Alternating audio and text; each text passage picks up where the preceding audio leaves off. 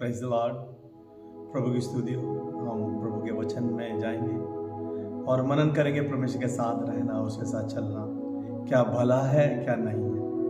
क्योंकि हम जिस संसार में हम देखते हैं अपने समाज में चारों तरफ कि किसको माने और किसको नहीं माने, किसके साथ चले किसके साथ नहीं चले। सिद्धांत तो बहुत हैं और इतने सिद्धांत है कि हर घर में जाएं तो एक डॉक्ट्रिन है और कोई बोलता है ऐसे चलो उसको मानो। पर मैं एक परमेश्वर का नाम जानता हूँ, प्रभु यीशु मसीह का, जिसमें हम चले हैं और 20-21 साल हमने देखा परमेश्वर को अद्भुत काम को करते हुए। तो हमारा काम परमेश्वर, आश्रम करने वाला परमेश्वर। आइए अपनी आंखों को बंद करें इन वचनों के लिए प्रभु, ताकि आपके हृदय में वचन बोया जाए और ये 100 गुना फल को लेकर आना पाए।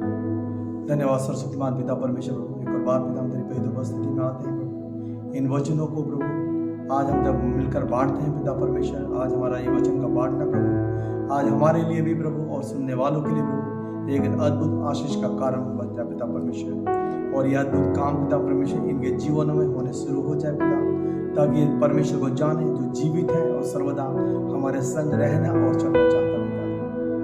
हम धन्यवाद करते प्रभु इस सुंदर समय के लिए प्रभु, और सारा आदर मान आपको देते हैं प्रभु यीशु मसीह के नाम से दुआ करते हैं, आमीन। हम वचन पढ़ेंगे मरकुस 5 उसका 35 से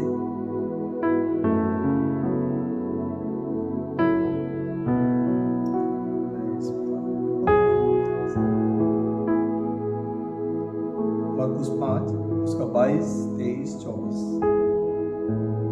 ये एक पिता के बारे में है जो अपनी बेटी की बीमारी के लिए प्रभु यीशु मसीह के पास गया, जो वहाँ लिखा वचन कि वो मरने पर थी।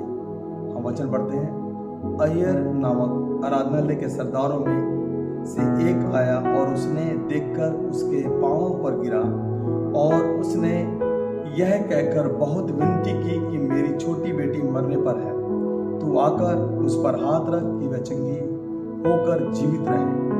तब वह उसके साथ चला और बड़ी भीड़ उसके पीछे हो ली, यहाँ तक कि लोग उस पर गिरे पड़ते थे। यहाँ हम एक देखते हैं कि जो आराधनालय के सरदार को एक आम व्यक्ति नहीं, वरन अपने समाज में एक वजूद रखने वाला एक प्रतिभावान व्यक्ति, और जब वो परमेश्वर के पास आया उसने वहाँ उस तकलीफ में, उस परेशानी में, उस जो अपनी बेटी का जो प्यार है उसको परमेश्वर के आगे उसने अपने घुटनों को टेक दिया और वो गिरकर, वचन में लिखा है, बहुत बार विनती की।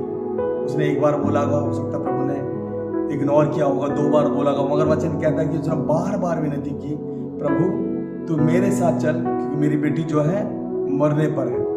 वो जानता है कि जो बीमारी है वो लाइलाज है, वो उसमें मर सकती है, पर उसने विनती करके परमेश्वर को कहा, यीशु को, कि तू मेरे साथ चल। और वो जब उसके साथ चलने को तैयार हुआ, ये बहुत एक बड़ा विषय है कि जब हम परमेश्वर के आगे आते हैं और हमारी परिस्थितियां, हमारे लोग हमें परमेश्वर से दूर कर देते हैं, वो हमारा जो एक अहम होता है, लोगों के आगे झुकना होता है, कई बार हमें परमेश्वर की ओर नहीं लेकर जाता। पर उसने जब सब कुछ त्याग कर परमेश्वर पास गया, अभी वो कुछ दूर ही चला था, अभी उसने केवल एक, प्रभु ने निर्णय लिया कि मैं इसके साथ चलूंगा। और जैसे वो चलने को तैयार हुआ, तुरंत उसके घर से कुछ लोग आए। हम 35 वर्ष से पढ़ते हैं। वहां यह कह ही रहा था कि आराधनालय के सरदार के घर से लोग ने आकर कहा कि तेरी बेटी तो मर गई, अब गुरु को क्यों दुख देता है। जो बातें वे कह ही रहे थे कि यीशु ने उसकी अनसुनी करके आराधनालय सरदार से कहा कि मत डर, केवल विश्वास रख। और उसने पतरस और याकूब के भाई यूहन्ना को छोड़ और किसी को अपने साथ आने नहीं दिया। और आराधनालय के सरदार के घर में पहुंचकर उसने लोगों को बहुत रोते और चिल्लाते देखा। तब उसने भीतर आकर उससे कहा, तुम क्यों हल्ला मचाते हो और क्यों रोते हो? लड़की अभी मरी नहीं, परंतु वो सो रही है। वे उसके से हंसी करने लगे, परंतु उसने सबको निकाल कर लड़की के माता पिता और अपने साथियों को लेकर भीतर जहां वो लड़की पड़ी थी गया। लड़की का हाथ पकड़ उसने कहा, तलीता कुमी, जिसका अर्थ यह है कि हे लड़की, मैं तुझसे कहता हूँ कि उठ। और लड़की तुरंत उठकर चलने फिरने लगी, क्योंकि वह 12 वर्ष की थी। और इस पर लोग चकित हुए। यहाँ पर हम देखते हैं कि एक निर्णय अब आराधनालय के सरदार के पास था कि वो किसका शब्द को सुने। वो उन लोगों के शब्द को सुने जो उसके साथ उसके घर से आए थे, जो झूठ नहीं कह रहे थे, वरन क्या सच कह रहे थे कि तेरी बेटी क्या हो गई, मर गई। उस विषय को सुनकर जो जिस मन को टूटे मन को लेकर आया था, जिसके लिए उसने लोगों के आगे उसने शर्म निंदा बदनामी कुछ नहीं सोचकर उसने यीशु मसीह के पैरों पर आ गया। अब उसको आगे लेकर चलना है या नहीं चलना, उसका एक ही निर्णय, एक डिसीजन था कि मैं उन लोगों की सुनूं जो उसके अपने हैं, जो एक खबर को जो लेकर आए हैं, उसके अपने घर से लेकर आए और अपनी बेटी के लिए लेकर आए, कि अब वो ये निर्णय को करेगा कि यीशु मसीह को साथ लेकर चलना है या नहीं। कई बार हम जब सफर में होते हैं, प्रभु के साथ होते हैं, कई चीजें हमें होती हुई दिखती नहीं है, पर हमेशा ऐसा नहीं, वो हर बार परमेश्वर उस चीजों को तैयार कर रहा होता है। पर हमारे साथ के जो लोग होते हैं, ये हमारे मिलने वाले हो सकते हैं, हमारे अड़ोस के हो सकते हैं, पड़ोस के, हमारे दोस्त हो सकते हैं, हमारे रिश्तेदार हो सकते हैं, वो जब प्रभु में बढ़ने के लिए करते तो वे हमको इसी तरह रोकते हैं और हमको वो फेवर लेते हैं उन्हीं चीजों का जो वहां पर एक कमजोर एक बात होती है कि उन्होंने कहा तो अपने गुरु को क्यों दुख देता है। वो वहां पर उसको चलने के लिए भी और अपने आप को भी चलने के लिए, दोनों को उस बात में ना तो उसको चला, तू तुरंत वहां पर चल। अब गुरु को दुख देने की जरूरत नहीं, क्योंकि वो बेटी का मर गई। पर प्रभु ने वहां पर वचन में लिखा है, उस बात को अनसुना कर दिया, क्योंकि वो बातें जो थी अविश्वास की बातें थी।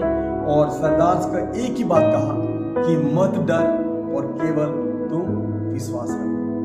हमारे जीवन में ये दो बातें हैं कि जो परमेश्वर से जब हम जुड़ते हैं तो परमेश्वर हमेशा हमें एक ही बात कहता है कि मत डर, क्योंकि जिस संसार में हमें लोग डराने के लिए ही, हमें गिराने के लिए, निंदाओं में, बदनामी, कलीसियों में, अशांति में, तो हमेशा हम एक ही बात देखते हैं कि हमें कौन है हमारा हाथ पकड़ने के लिए, कौन हमें चलाने के लिए, कैसे हम किसको देखें और किसके साथ चलें। जब हम अपने समाज में हम देखते हैं कि हर जगह कोई ना कोई विषय है, कोई ना कोई व्यक्ति है, कोई ना कोई है जिसके पीछे हम लोग फॉलो करने के लिए बोलते चलने के लिए, पर उसके पीछे चलना जिसके पीछे हमें जीवन मिलता है। प्रभु ने केवल एक कहा कि मत डर। ये वर्ष जो बाइबल में है 366 बार एक ही बात लिखी है कि मत डर, क्योंकि रोज हमें इस बात को अपने मन को कहना है, अपने आप को कहना है कि हमें डरना नहीं है, क्योंकि हमारा परमेश्वर हमारे संग और साथ है। जब निर्णय उसने ले लिया सरदार ने कि हाँ मुझे ठीक है, मैं परमेश्वर को अपने साथ लेकर चलूंगा, और वो तुरंत वहां पर अपने चेलों को लेकर वो गया। और उसने वहां पर जब देखा कि वहां के जो लोग हैं वो क्या कर रहे हैं, चिल्ला रहे हैं और रो रहे हैं, और जब रोते और पीटते उनको देखा तो तब प्रभु ने कहा तुम हल्ला क्यों मचा रहे हो। ऐसे लोगों को जो अविश्वास से भरे हुए, जो जिनके उनके मन में कुछ भी ऐसा एक इच्छा नहीं कि वो लड़की जीवित हो, जो हो गया उनको लगता उनका जो जीवन है खत्म हो गया। तो उस जगह पर जब उन लोगों को देखकर तुरंत प्रभु ने कहा कि तुम चिल्ला क्यों रहे हो, ये लड़की मरी नहीं वरन ये जीवित है। ये सुनकर हम सब हैं तो एक ही बात है, एक अच्छी न्यूज जब मिलती है, अच्छी बात मिलती है तो लोग क्या होता है, खुश होना चाहिए। पर वहां पर वो क्या करने लगे और परमेश्वर की हंसी उड़ाने लगे, क्योंकि उन्हें इस बात पे बिल्कुल विश्वास नहीं था कि वो लड़की जीवित हो जाएगी। और प्रभु का उसको साथ लेकर चलना, उसने तुरंत उसके पिता को, उसकी माँ को कमरे में लेके गया और अपने तीनों चेलों को लेकर गया और वहां उस लड़के का हाथ पकड़कर कहा कि ये लड़की मैं तुझसे कहता हूँ उठ। तुरंत उठ गई। हम यहाँ पर देखते हैं कि एक इतने बड़े आश्चर्य कर्म के लिए वो उसके पिता का एक बहुत बड़ा जो डिसीजन था कि जब अविश्वास की बातें उसके पास आई, जब आई कि यीशु मसीह को साथ लेकर नहीं चलना, यीशु मसीह को वहां उसकी कोई जरूरत ही नहीं है, तो वहां उसका एक निर्णय था कि मुझे यीशु को साथ लेकर चलना है। अगर वो उस भीड़ की, अपने लोगों की बात को सुनता और वो यीशु को नहीं लेकर चलता, तो हम ये बात आज बाइबल में नहीं पढ़ रहे होते और ये हमारे लिए एक चलने का हमारी प्रेरणा नहीं होती। तो हमारे जीवन में हमेशा यही हमारा एक निश्चय होना चाहिए, हमारा सिद्धांत होना चाहिए कि परमेश्वर हमको लेकर चल रहा है और ये हमारे जीवन में जब तक रहेगा, क्योंकि उसने एक वायदा किया, मैं पृथ्वी के अंत तक मैं तेरे साथ हूँ। वो आज और कल परसों का परमेश्वर नहीं, वो अनंत जीवन का परमेश्वर है। वो आज भी ऐसा ही है और कल भी और परसों भी। वो हमेशा युगान युग तक एक साथ रहने वाला परमेश्वर है। जब हम उसको लेकर चलते हैं तो उससे ज़्यादा खुशी हमको और हमसे ज़्यादा खुशी उसको होती है, क्योंकि जब हम आश्चर्य कर्म को जितना करना देखना चाहते हैं उससे कहीं अधिक वो आश्चर्य कर्म करना चाहता है। हालेलुया। इन वचनों के द्वारा हम सबको आशीष मिले और आप जब सुनते हैं तो उस आश्चर्य कर्म के लिए प्रभु से बाट जोड़ना, क्योंकि वचन कहता है जो उसकी बाट जोते कभी लज्जित नहीं होते। हालेलुया।